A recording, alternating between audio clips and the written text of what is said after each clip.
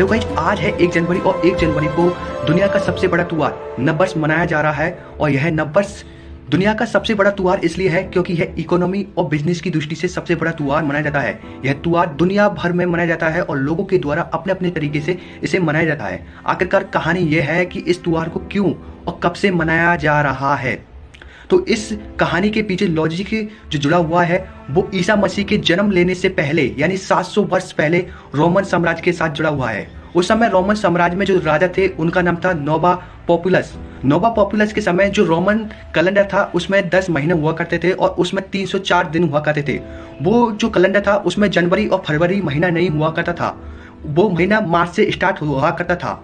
तो जो रोमन राजा थे नोवा पॉपुलस, उनके द्वारा 2 नए महीने जनवरस और फेब्रुअरस को जोड़ा जाता है।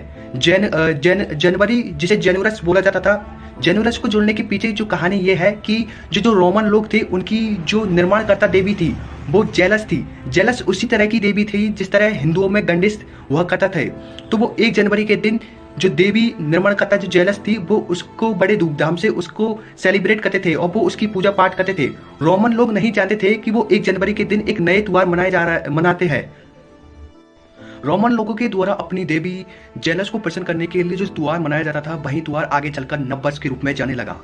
लेकिन इतिहास के पन्नों में एक कहानी ये भी है कि जब ईसा मसीह का जन्म नहीं हुआ था उससे 7000 साल पहले भी मेसोपोटामिया की सप्ताह में वहां के लोगों के द्वारा एक त्योहार 1 जनवरी के दिन मनाया जाता था जिसे नववर्ष भी कहते थे। लेकिन वो त्योहार नववर्ष नहीं होकर बल्कि एक फसली त्योहार हुआ करता था, जो कि वहां के लोगों के द्वारा अपनी नई फसल तैयार करने की खुशी में वो त्योहार मनाया जाता था।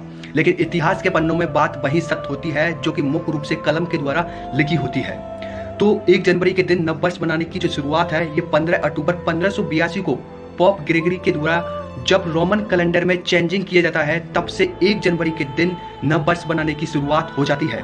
इसी तरह हम मुख्य रूप से ये नहीं कह सकते, इस आधार पर हम ये नहीं कह सकते कि जो नववर्ष है ये केवल ईसाइयों का त्योहार है, क्योंकि जो नववर्ष त्योहार है ये ईसाइयों के द्वारा नहीं बल्कि रोमन लोगों के द्वारा, जिन्हें पेगन्स बोला जाता था, उनके द्वारा स्टार्ट किया गया था। और इस त्योहार को हम किसी भी धर्म, जाति, वंश या किसी के साथ नहीं जोड़ सकते।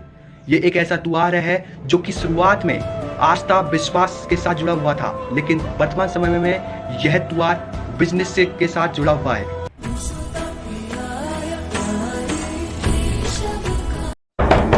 Yes, who is it?